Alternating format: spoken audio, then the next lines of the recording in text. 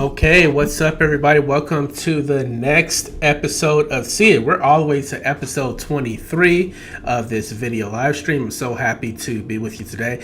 First, I want to start off with just some housekeeping issues and apologize for there was a lot of audio and video issues for the last See It live stream, as well as some of the other ones have been pretty choppy as well. I do want to apologize for that because I want to make sure that I'm putting my best foot forward for you guys and giving you guys a quality show, especially if you're planning to spend 30 minutes to an hour with me each and every Tuesday. So I do apologize. I'm still learning, still trying to get this as cool and set up for you as possible.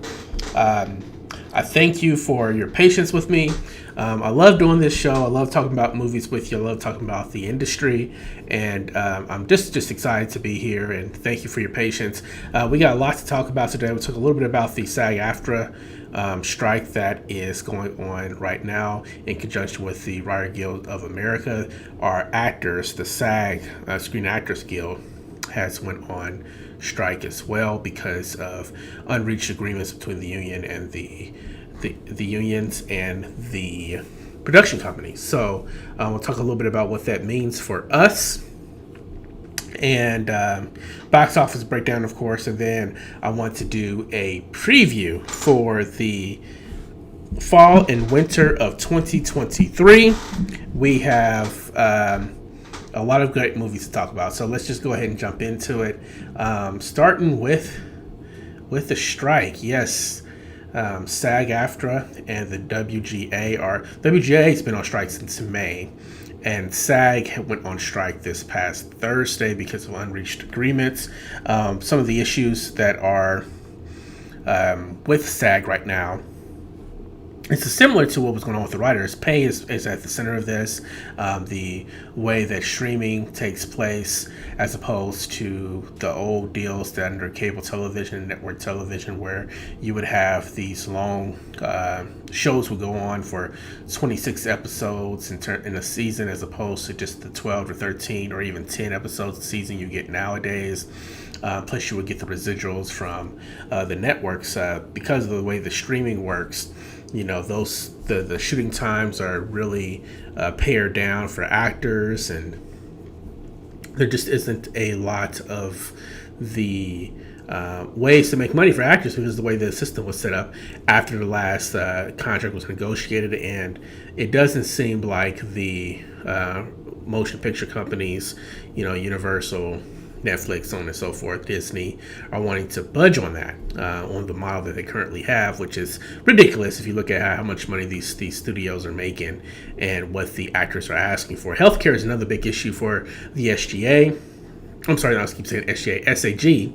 The 87% of actors don't make enough money to qualify for health care, which is $26,000 a year. That's what you need to qualify for health care through the SAG organization. And because of the way that studios have changed the way that they shoot and the way that they hire, many of the actors who used to qualify don't qualify for anything anymore. So they're trying to address that. And then, of course, using AI to create background performers, taking the likeness of individuals and having ownership of them for life. Those are the type of things that were coming out of these negotiations that SAG had an issue with. So they went on strike, and good for them. We're going to continue to support both the Writers Guild of America and the Screen Actors Guild as they exercise their union rights and strike for a better deal. This is unprecedented. It's not unprecedented, but we haven't had something like this in just the 1960s.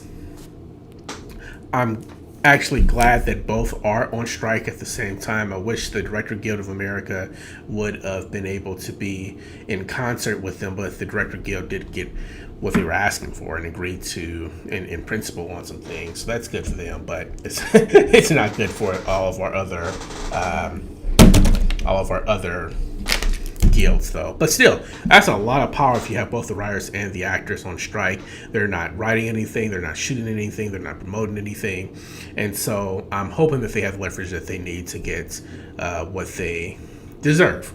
What does that mean for us? Well, I wanted to make sure that we were supporting in the ways that SAG and the WGA were asking us to.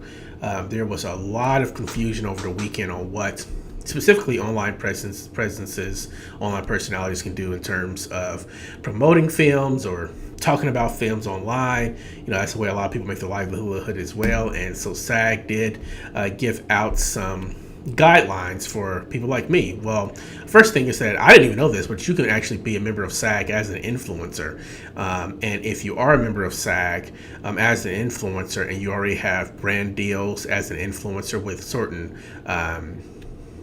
of these production studios, then they say go ahead and honor those agreements. You're not on strike as an influencer, and you can honor those agreements, but they do say do not sign any new deals, because that would be crossing the picket line and promoting films when the actors are not available to do so. So don't have to worry about that here at Brian Knows Movies. To be candid with you, I'm not big enough to get any type of brand deal at the moment, so nobody's really checking for me like that. And also, I'm not doing interviews or red carpets or any of those types of things. So even as a non-SAG member person who does film criticism, a lot of my film criticism nowadays is written, and film critics are exempt from that. Now, the thing that could change, I don't think that this will happen unless things get really bad, but if the WGA or SAG or both do call for a boycott, and if they call for a boycott, that's going to change things tremendously here at Brian Knows Movies, because I would support that boycott and not go to the films. I would not. I'd probably suspend my streaming services in support of that boycott and start reading a lot more comic books and books. So we'll see how that goes. I don't think it'll get there, but this might be a long strike. I'm hearing everything from September all the way up to December. These strikes might last. So Godspeed with them, and hope that they can get into the room and close the door and negotiate on in good faith and get what the actors and the writers deserve. So there's that. Real quick, I do want to talk about also, like as usually every week, we talk about the box office, give you a box office breakdown, our top 10 movies coming out of this weekend, 3-day weekend. No surprise, Mission Impossible Dead Reckoning Part 1, $55 million domestically. It made $234 million worldwide so far. It's for its 5-day release, because remember it released on Wednesday. It's made $80 million. It was projected to make $90 million, and of course, I don't know if it's just because it's something that the media needs to get a hold of for a story, but everybody's freaking out because, oh my goodness, Mission Impossible Dead Reckoning Part 1 is underperforming. Well, some of that is true. I think that it has more to do with there was a lot of storms across the country, really heavy thunderstorms this past weekend. Heavy thunderstorms of that magnitude that were happening will keep people in the house. I think that probably affected the box office as well. Maybe people were not as hyped for this film as I was. I do hope that if you are watching my show, you know how much I love Mission Impossible. I can guarantee this is a movie you want to see on the biggest screen possible. And that's going to be pretty difficult to do come Thursday, because Barbie and Oppenheimer, which are coming out on Thursday, they have their early release and then do their wide release on Friday. They're taking over all the, I looked it up everywhere here where I live. They're taking over all the Dolby screens, all of the IMAX screens, all of the Prime theaters. They're looking at AMC. They're taking all those over. So you're only going to be able to see Mission Impossible possibly in a standard theater after this weekend, which I think it's fine if you've already seen it, because I've already seen it twice, just to be completely transparent about it. I like that movie that much. I think that you would get a better experience. Dolby's my favorite type of theater, because I think sound is so important. So try to get to it this week before Thursday if you haven't seen it. I know it's a 3-hour commitment and you've got to work, but if you're a movie lover like me and you didn't get a chance to see it because of the storms, go ahead and do that. Sound of Freedom made $27 million. It's still a movie I have not seen. It jumped from 3rd place to 2nd place, hopping over Insidious. Sound of Freedom is not a movie I will be reviewing. everything that I do in my research about this film, it is produced by these. It's like a Christian or a Mormon, or I don't want to. It's some religious based production company. I'm sorry if I misspoke, if it was Mormon or something like that. But anyway, there's a lot of QAnon conspiracy type of things. There's been experts who have talked about Sound of Freedom, how it just misrepresents trafficking to the utmost degree, and is putting out a lot of bad misinformation out there. It's sitting at 72% on Rotten Tomatoes right now, but only 36 critics have reviewed this film. Usually a film making this type of money, especially in the summer, would have had over 100 critical reviews at this point, especially with it picking up so much steam. No critics are still reviewing it. I think it's probably the same reason why I'm not going to go see it. It's because I don't want to support something that's garnering misinformation and QAnon stuff. So there's that. Sound of Freedom is still making money with their fan base. Might say more about our country than we want to believe. But yeah, that's out there. As I'm talking, remember we do have the comment section open. Please feel free to share your comments. We have a comment from Marcus. Does this strike me? We won't see any red carpet events for upcoming movies like Oppenheimer and Barbie. You know, the SAG was very irritated. In fact, they gave speeches about how they thought that the studios were negotiating good faith, but they really feel like it was, at this point, was a tactic to stall so they can get all of their promotions and red carpet events out of the way before the strike actually happened. So Barbie and Oppenheimer were there was the red carpets for those already happened. They've been really pushing those movies all over the place.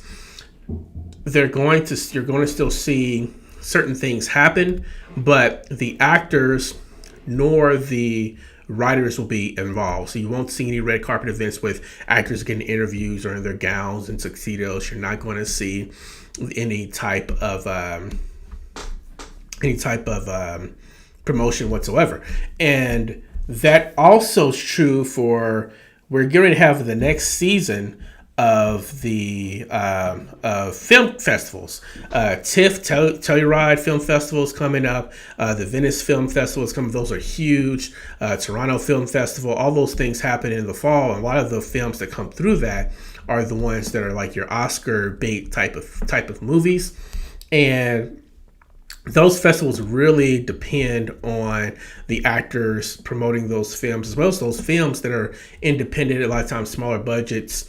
They really need those actors to push those movies to get people to go see them. And so it's going to be interesting to see what happens with that moving forward. In terms of red carpet, so for example, Teenage Mutant Ninja Turtles, Mutant Mayhem is probably a big movie coming out. Talk to Me is already premiered, so you probably don't have to worry about that. There's a horror movie that comes out the week after next. The Last Voyage of the Demeter, Gran Turismo, Blue Beetle, all those films that are coming out in August. You're not going to see any actors involved in the promotion of those films whatsoever. And I think you're probably going to see even directors, though they're not on strikes, individual directors might decide not to promote those films either. So we'll see how that works. But yeah, it's going to be pretty boring. I think it's going to hurt the box office pretty bad. And that's what they're counting on. You know, by striking and not doing, first of all, not shooting, they're delaying films. Mission Impossible Dead Reckoning Part 2 is supposed to come out next summer. I doubt that happens. It may not even happen until 2025 now. They may push it to the fall if they're able to resolve the strike quickly, but I don't think it's going to come out until 2025 at this point. Something we've been looking forward to. All of those things are going to get pushed back, unfortunately. So, yeah. Insidious: The Red Door. Number 3. Horror movies just continue to show Hollywood how to make money on films. Insidious has already made $122 million worldwide in 2 weeks. They've made $58 million off that film in the U.S. alone. It only cost $16 million to make. So when you have movies like Indiana Jones and the Dial of Destiny, which has made $303 million worldwide, but had a $300 million budget, you have these big swings, and if you don't bring in 700, 800 million dollars, those films are considered flops. Indiana Jones and the Dial of Destiny right now is looking like it might be a bigger flop than The Flash, and I thought that it was okay. It's an okay film. You know, it really relies heavily on the nostalgia, but the people who are nostalgic for Indiana Jones just didn't show up, right? So is it safer for studios to go the Blumhouse A24 route in terms of just making these cheaper films that can make their budgets back really quickly, or is it gonna hurt the action franchises moving forward? I think that what we get out of Barbie and what we get out of Oppenheimer is going to kind of tell the tale of what people think or what studios think about that, especially if they have to negotiate higher salaries for writers and actors. Elementals at number 5. It has made $313 million worldwide with a $200 million budget. It needs to clear probably 500, 600 million to break even. I don't think it's going to do that, but it's churning steadily along. Teenage Kraken didn't do anything box office wise, so it doesn't really have any type of competition until Teenage Mutant Ninja Turtles comes out the first week of August. So it has a couple of weeks to maybe get some of those family dollars at the box office. So we're going to go ahead and go to our main topic, and that is the fall 2022 and the fall 2023 and winter 2023 preview, my hype train, if you will. I did this at the beginning of the year. I'm doing it now. Yes, we still have summer films to go, but really Oppenheimer and Barbie, as we know, it's the climax of the summer. There's really nothing that big, that huge, that tremendous in terms of your blockbuster action or blockbuster summer franchise that comes out the rest of the summer. There are movies I'm interested in, don't get me wrong. I've already seen Talk to Me. I have mixed feelings about it. The more and more I get away from it, I'm writing about it now. I have not seen Teenage Mutant Ninja Turtles yet. I'm excited about that. The Last Voyage of the Demeter, where they're basically transporting Dracula to Transylvania, looks like. I have not seen that yet. I have not seen Bottoms, which comes out at the end of August. I'm excited about that. So there are films that are still interesting, but I don't know if they'll be Blue Beetle, of course. I don't know if they'll be the big box office smashes that we've seen, like Guardians and Into the Spider-Verse, and I think Mission Impossible is going to be Oppenheimer, Barbie, so on and so forth. So instead of looking at August, I want to look towards the future. So September through the end of December, what movies am I the most excited about? So first I want to talk about some films that they say are coming out this year, but they don't have firm dates just yet. And I'm really hype about them because I just think that they're going to be good. First of all, we got Maestro. This is a film that is written and directed by Bradley Cooper. I'm looking right at him. Bradley Cooper, right? And it is about Leonard Bernstein, who's this famous chef that also seemed like he was a real brutal person to work with. It's about his relationship to his cooking, as well as his relationship to his wife, Felicia Montrealgre. I can't say her name. It's French. Yeah, so it's a French cook, and it's his life. Bradley Cooper's passion project is coming on Netflix sometime this year. They just haven't announced when. I think it's going to be good. I hope that it does come out. Shirley, about Shirley Chisholm. It's a biopic about Shirley Chisholm, starting to the great Regina King. I love her. I know that you love her too. I'm hoping that this does come out on Netflix. Netflix says that they are going to give it to us. I'm hoping that if it's good, that it gets a theatrical screening somewhere, so that maybe she can be, the Academy loves biopics. Maybe it'll get her another Oscar or an Oscar nomination. So there's that. And then Coleman Domingo is playing Bayard Rustin in a Rustin biopic for Netflix as well. And for those who don't know who Bayard Rustin is, well, for those who don't know who Shirley Chisholm is a black congressperson from the 60s and 70s. specifically the 70s. She is the first black woman to actually put her name as a presidential nominee on the presidential ticket. Amazing woman with amazing history. And then Bayard Rustin, he was like a chief strategist for the civil rights movement. He helped to put together the March on Washington. He has a complicated history, specifically as we get into the 80s and then on, as it becomes kind of much more aligned with conservatism. But still, his contributions to history and black history cannot be denied. And Coleman Domingo he's just a powerhouse actor. I'm glad that he's getting so many roles all the time now, and I think he's going to do great in this movie. For the movie I'm most excited about, that we do not have any type of announcement about, and also, so let me back up. This is a Studio Ghibli film. It's called The Boy and His Heron. The Boy and the Heron, I'm sorry. The Boy and the Heron is Hayao Miyazaki's final film. This is the 82-year-old animated legend. He gave us Spirited Away. He gave us My Neighbor Totoro. He gave us Kiki Delivery Service. He gave us Porco Rosso. He's given us Princess Mononoke,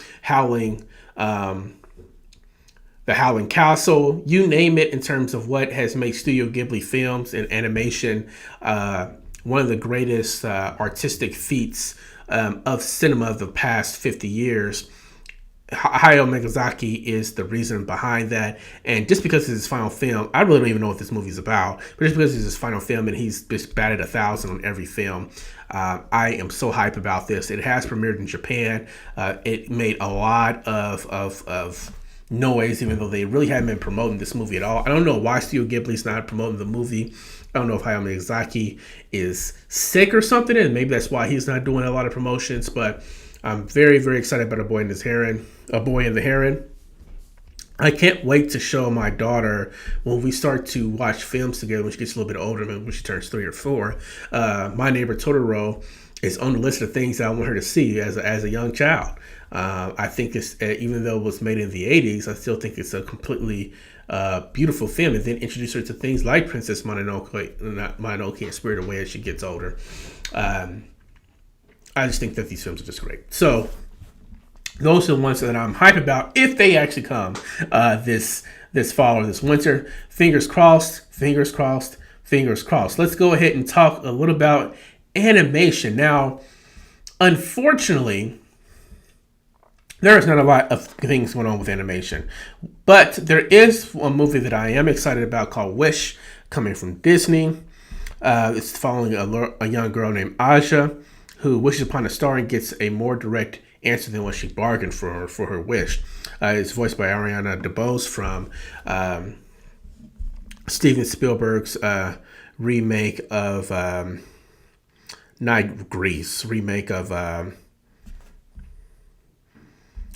She won the best supporting actor for the film. Why can't I think of it? The musical. I'm having a brain issue. If anybody in the chat can let me know what movie I'm thinking about, because it is not coming to me. And he's made a gazillion films at this point. Ariana DeBose is in it.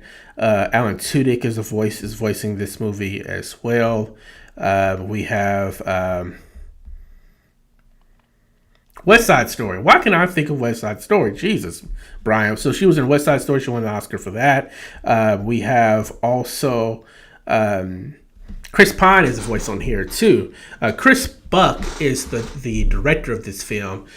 He's from Wichita, Kansas, which is right in my backyard here in Kansas, close to a couple hours from where I grew up.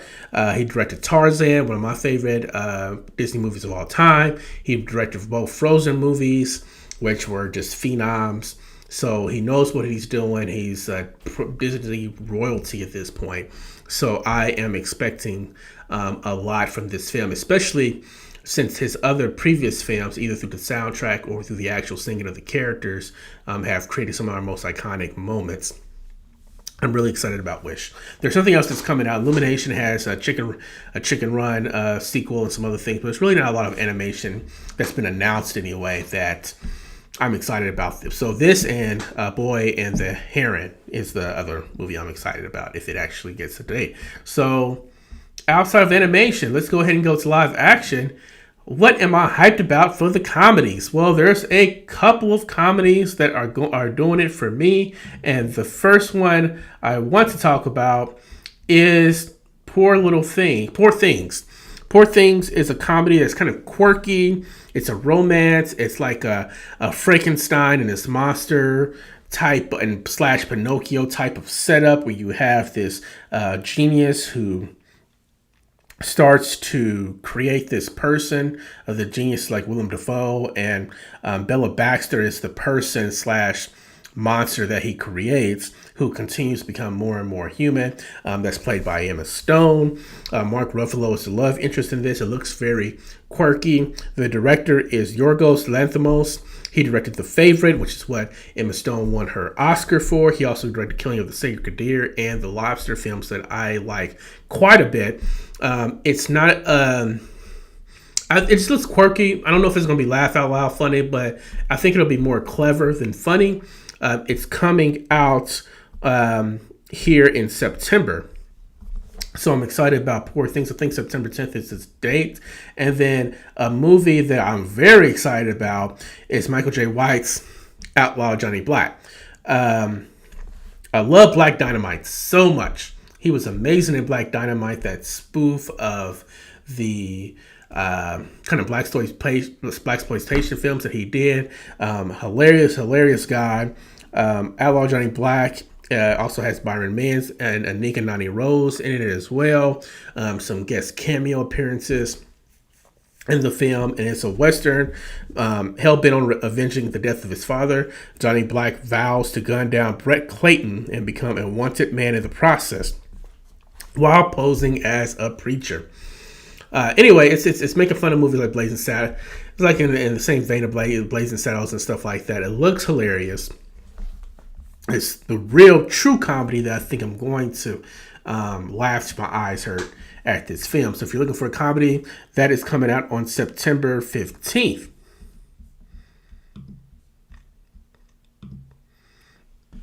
My favorite genre, my horror hype train. There's a lot of horror movies that are coming out this fall and winter. You got things like The Nun 2 and a couple other things, but I'm going to actually start with a film that I'm very nervous about because it's a follow-up to my absolute favorite horror film of all time, The Exorcist. It's a direct sequel to The Exorcist. It's just called The Exorcist. And it is directed by David Gordon Green. He's the one that just finished his trilogy of Halloween films. Halloween Kills, Halloween Ends, all those films. And those were mixed for me. There's things that I liked that he did. There's things that I absolutely did not like that he did. This poster, if this is the actual poster, this is the one that I found online. This poster has me nervous because it looks so cheesy and stupid. So if that's the actual horror poster, oh my God, this is bad. But just like he was able to bring Scream Queen Jamie Lee Curtis, the original Scream Queen in my book, back for Halloween, he is also bringing back our original mother from the original Exorcist in Ellen Bernstein. She's coming back. It's also starring Jennifer Nettles and Ann Dowd. I don't know anything about the story. I don't want to know. I just hope that it's good. It's coming out on October 13th. Another movie that I'm very excited about, that I'm surprised I'm as excited about as I am, is A Haunting in Venice. This is Kenneth Branagh's continuation of his Agatha Christie books. This time he's making it more of a horror movie. I love Murder on the Orient Express. I did not see the last Agatha Christie movie that he did just because of when it came out. I just had a lot going on. And I just never visited it back on VOD. So maybe I'll get to it before this film happens. It also had all the controversy about Armie Hammer, since Armie Hammer was one of the main stars and put a big cloud over the movie. So hoping this is a fresh take. He has a really great cast like he always gets with these movies. Kenneth Branagh has brought on the great and now Oscar-winning Michelle Yeoh, Kelly Riley, Jamie Dornan, Tina Fey. The list goes on and on and on. These are all always like these great ensemble casts in these films. I love Kenneth Branagh as Hercule Poirot. If you've seen any of these films, let me know in the chat below and see how much you like. Like they had like the first Murder on Orient Express had some issues, but I really liked it. I thought it was fun. I thought it was engaging. I love these like kind of murder mystery type of movies, and the fact that they're actually making this a horror movie really piques my interest. Kenneth Branagh is really known for like Shakespearean acting and theater, and even on TV movies and dramas, but he's made a pretty eclectic movie scale of movies in terms of his directing.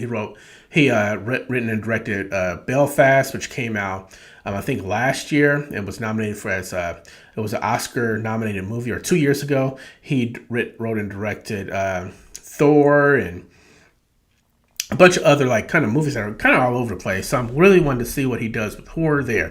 And then the movie that I'm most excited about in terms of the horror scene, and maybe one of my top 3 most excited about films, period, is It Lives Inside. It Lives Inside comes out, I believe it comes out in September as well.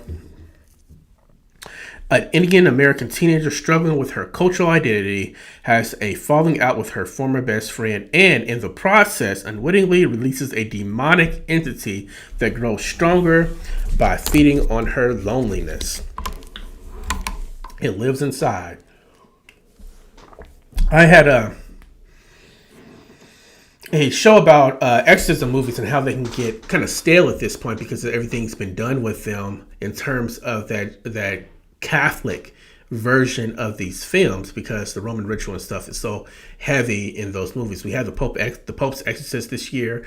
That was really bad, but a lot of fun because they made fun of the tropes, and it just did not take itself seriously. Almost like I knew it was falling apart at the end. But I thought that if the Exorcist type of setup was going to continue to get traction, we needed to look at it through different faith bases, different cultural identities. There's a film called His House where you saw this that came straight to Netflix, one of the scariest movies I've seen in the last 10 years. It Lives Inside. I'm not sure if it's tied to Hinduism or another sect of religion from the East, but that's what they're hinting at. It's a all Indian, not West Indian, but Indian type of ethnicities centered into this film. It's starring Megan Suri, Niru Bajwa, and Mohana Krishnan. And it's directed by Daniel Butta. So I'm really excited about this movie. I think it looks amazing. Do not let me down. For my horror fans, let me know what you think about that. We're going to go ahead and go to action. And this is like the most... these are the movies that can still make a lot of money even though it's in the fall. We have a question. Have you heard talk of the next Conjuring? It's one of my favorite series. The last film that I knew that was in production was The Devil Made Me Do It. In terms of being actually canon with The Conjuring, like 1, 2, 3, and 4, with Patrick Wilson at the helm. The Nun 2 that comes out this year, I believe at the end of September, is one of the spinoffs from The Conjuring. The first Nun was bad. But the second Nun film, Nun 2, it looks promising. It didn't make my short list for movies I was the most excited about, but it looks good. The cast is Bonnie Aarons plays that crazy looking nun again. Tessa Farmiga, I think that she's related to Vera Farmiga, who is it might be the daughter of Vera Farmiga. Yeah, the sister of Vera Farmiga, who is the main kind of medium that's in all the Conjuring films. It's her sister that looks like she's going to be the one starring in this one. Also, Storm Reed, if you saw Missing earlier this year, she's the Hate You Give a couple of years ago. She's in this film. The director is Michael Chaves, and he has directed a bunch of stuff. The Curse of La Llorona, which I thought was better than what other people thought, but it wasn't good. He directed The Conjuring, The Devil Made Me Do It, the Nun 2 that's coming out. Those, I think that probably The Devil Made Me Do It is his biggest movie at this point. So, that's your question. I'm not sure what The Nun is going to do, but the Conjuring universe continues just to make a gazillion money. They were talking about making a movie about a spinoff about that. That really tall thing that was in The Conjuring 2. I cannot think of the name of that kind of like apparition.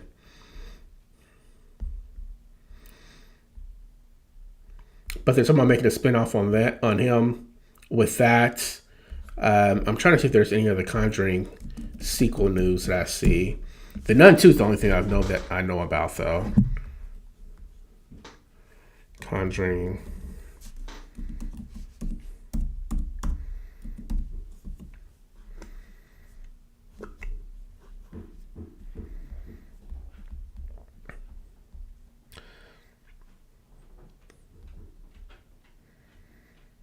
Yeah, I don't see any real updates here. Going back to the action films, the first film I'm really excited about is a David Lynch film called The Killer. It's going to be a Netflix film. They don't even have a poster out yet, but I do know that this film is coming out. It's coming out on November 10th on Netflix. It's about this assassin who messes something up, and now there's the international manhunt. Where he's basically going after folks. It isn't personal. That's kind of like the tagline of it. Michael Fassbender, who should have been getting a lot more parts after the X-Men franchise, but he just kind of ghost for some reason. Tilda Swinton's great. Charles Purnell, you probably remember him from Top Gun Maverick. He's also in the current. He's in the current. Mission Impossible film right in the beginning as one of the admirals. David Fincher, if you're not familiar with him as in terms of directing, he directed Seven and Fight Club in the 90s. He did The Girl with the Dragon Tattoo. He did The Social Network, one of the greatest movies of the past 50 years. He did Mank, which got nominated for a bunch of Oscars just a few years ago. Really, really great in terms of his writing style. His direction's really sharp and unforgiving, which is perfect for a movie about a contract killer. So be on the lookout for that. Another film that I'm excited about is really action sci-fi. It's called The Creator. The Creator is starring John David Washington, who is we know from Amsterdam, which was not good, Tenet, which is kind of mixed, but also the Black Klansman is really where he was introduced to the world on the big stage, which I think is still his best film so far. Gemma Chan is in it, and then Ken Watanabe, who I think is someone I want to see way more than what we do. Directed by Gareth Edwards, who directed Rogue One, which I believe is the best Star Wars film. And The Creator is about this post-apocalyptic future where it's AI versus humans. See, this is a common theme. I don't know if the writers were seeing this coming or there's this threat of, because ChatGPT is a relatively new thing. So the fact that these ideas are percolating around the same time we're having so much use of AI. I see people post stuff online all the time that they say is true. That's basically somebody created some sort of scenario for AI rendered celebrities to talk about something or say something, and some of it's really good in terms of quality, some of it's really bad, but seeing people being tricked by these fake false advertisements, it's scary. It reminds me a lot of what you learned what the threat is in Mission Impossible Dead Reckoning Part 1, and now you see, I guess, the end result of The Creator with this AI versus man type of thing. It's not anything new. We've been seeing it since the Terminator and probably even before that, but I'm interested in the concepts of it. I think that John David Washington, when he's linked with a great director, can do some good work. Gemma Chan, Ken Watanabe. I like the cast. It looks beautiful. And again, I think Gareth Edwards can do a space epic of this course because I think he's done the best one with Star Wars Rogue One. So that's The Creator. Look, I don't care what anybody says. I'll repeat, I don't care what anybody says. Marvel still has a lot of juice. Marvel Studios still has a lot of juice, in my opinion. I'm enjoying Secret Invasion somewhat. I'm assuming that that's going to inform the Marvels a bit. I liked Brie Larson every time she's been Captain Marvel, not only in her movie, but when she shows up in Avengers Endgame as well and other spaces. I think that she's funny. I think that she plays the role well. I think that she's believable. And I think people need to stop hating. That's just me. I like so many things about this movie, about her being Carol Danvers. Tiana Paris is coming back as Monica Rambeau, or Pulsar, or Quasar, or I don't know if they're actually going to give her full name. Monica Rambeau has a lot of names in the comics, so I don't know which one they're going to go with on this one. Tiana Paris is also in The Clone Tyrone, which comes out next week. I'm really excited about it on Netflix, but I'm glad to see that she's still getting work. And then, to me, the best thing that's one of the best characters that have come out of Phase 4 was Iman Vellani, because I love Miss Marvel. That's one of my favorite shows that came out of all of Phase 4. I thought it was cute. I thought it was interesting. A great teen show. I thought it was light. I thought that she was just so charismatic in the role, and I wanted to see more and more and more of her. I'm hoping that we see some America Chavez and some other type of cameos in the Marvels too that they're trying to keep secret. But if not, I think those three, along with, of course, with Nick Fury, played by Samuel Jackson, is going to be great. I hope this movie makes a lot of money. I hope people are enjoyed. I hope that I enjoy it. I might not. I might think that it's trash, but Marvel, it doesn't. Either it's just an okay film or it's a great film.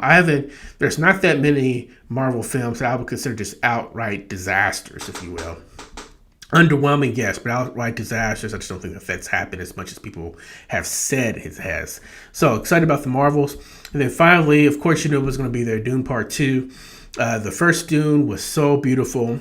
Denis Villeneuve, who directed that film, did a spectacular, phenomenal job. You probably also know he directed Arrival and Prisoners and Blade Runner 2049 and a bunch of other amazing films. Denis Villeneuve is directing this one too, the Part 2, I think, of a Part 3 series. Zendaya is going to get they promoted Zendaya a lot in Dune Part 1. She had a very small role, which kind of irritated me, but she is front and center in Dune Part 2, which is exciting. Timothée Chalamet, of course, is playing our protagonist again, and just following up from after, his whole kingdom got murked, and he's like in exile, and I think that he's going to try to mount a comeback, and he's going to do it with Zendaya's people. Austin Butler, this is the first time we're going to see Austin Butler since Elvis, and I'm hoping that it's a palate. Well, I actually liked him in Elvis in terms of what he did, but I just hated that movie. Anyway, Austin Butler, Rebecca Ferguson, who we just saw in Mission Impossible Dead Reckoning Part 1. All roads lead to Mission Impossible Dead Reckoning Part 1. I'm all for it. But Rebecca Ferguson, she's playing the mother again. Christopher Walken's showing up. Dave Bautista's back. Javier Bardem is back. I mean, a stellar cast. You know it's going to look amazing. Go on and on and on in terms of the people who are going to be in this film. I think that there's a Skarsgård in there. There's so many things to be excited about for action this fall. Now, the biggest category, of course, because it's the fall and winter, it's got to be drama. These are the movies that are either trying to get noticed by the film community in terms of Oscars, Golden Globes, those types of things. You name it, this what this category is for. And the first film that I'm excited about in this count is Challengers. Challengers come out later in September. It's starring Zendaya, Josh Connor, and Mike Faist. It's directed by Luca Guadagnino, who directed Call Me by Your Name and Bones and All, which is that movie last year where they had people eating body parts. Anyway, he's a weird guy. His movies are weird. His movies do have a lot of heart and character with them. This is a very sexy movie. Zendaya is in the trailer. She has like this love triangle going on with these other two tennis players, and she ends up getting married to one, and it's about their careers and how they intersect and the tension between the three of them, and even to the point I think that she actually marries one of them, and then she gets this. I'm not gonna give too much away. It just looks very, very interesting. Go check out the trailer if you want to know more about that. Uh, Another film that comes out pretty quick soon is Pain Hustlers. Pain Hustlers is starring Emily Blunt, Chris Evans, Andy Garcia, Catherine O'Hara. I should just be able to stop there. But, Netflix, man, they got money to get the big stars. I wish they would pay the small stars. But it's directed by David Yates, who directed some pretty bad Fantastic Beasts films, but some pretty decent Harry Potter films. Deathly Hallows Part 1 and 2, and, a couple more other than those. Just those Fantastic Beasts films just didn't work. Anyway, it's about a woman who's trying to get a better, played by Emily Blunt, trying to get a better life for her daughter. Pharmacy goes bankrupt, so she has to do a bunch of stuff, and that's kind of criminal. Is my understanding of it. It just the cast of characters attached to this film is the main reason that I'm hype about it. I don't know if it's going to make much waves or if it's going to be good, but I am at least intrigued, if not hype. Leave the World Behind, also a Netflix film, comes out on December 8th. It's a thriller, drama-filled thriller where family vacation in Long Island, and then there's a blackout, and then there's this threat of God knows what, and they're trying to figure out how to survive. It has Ethan Hawke, it has Mahershala Ali, Kevin Bacon, Julia Roberts. It's directed by Sam Ismail, who directed Mr. Robot, the TV show, which was, I never saw any of it, but from my way it's been explained to me, I'm expecting very smart writing and something very tense with this film.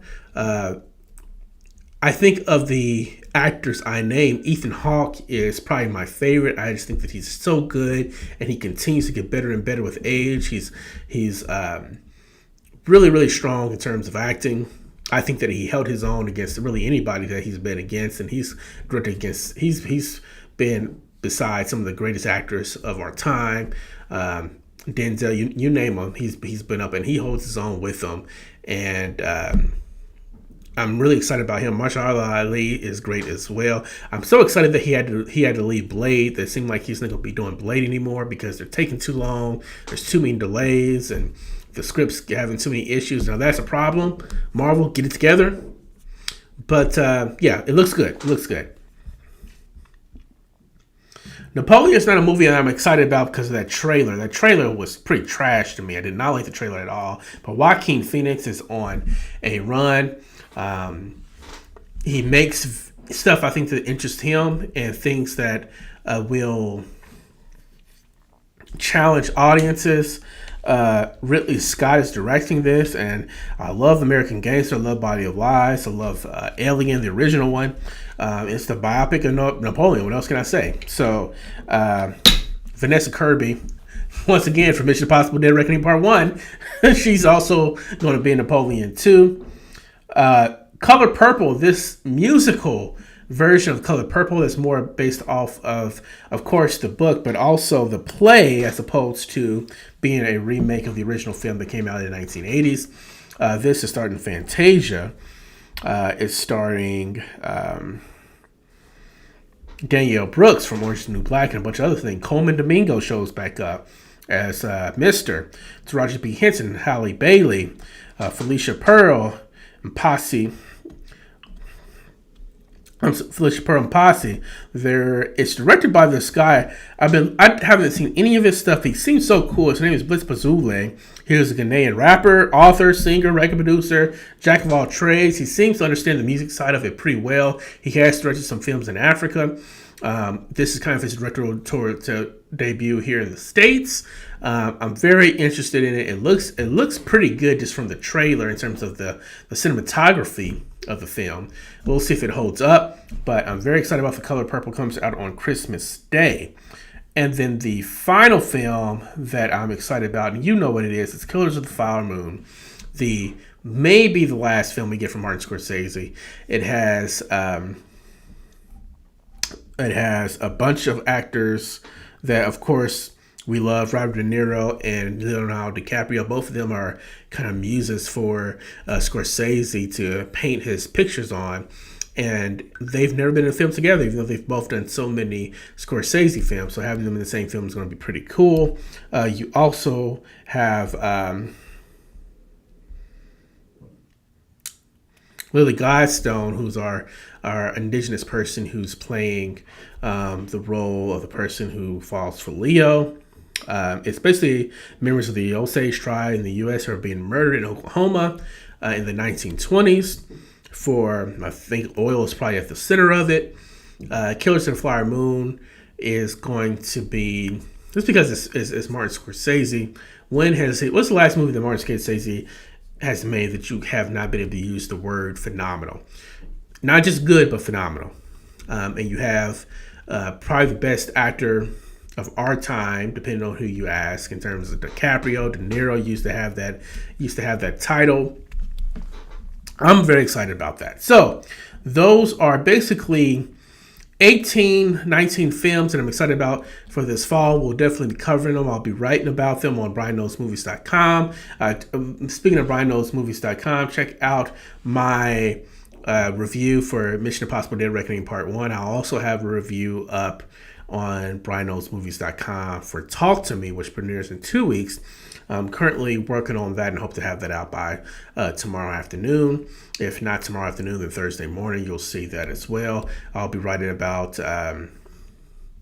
Oppenheimer and Barbie after I see it. Probably Barbie will come out first. I'm actually seeing Oppenheimer first, but Barbie will probably get done first. Because I have a feeling I'm going to have to watch Oppenheimer twice before I can get the full review and get all my thoughts together. Maybe I'm wrong on that. We'll see.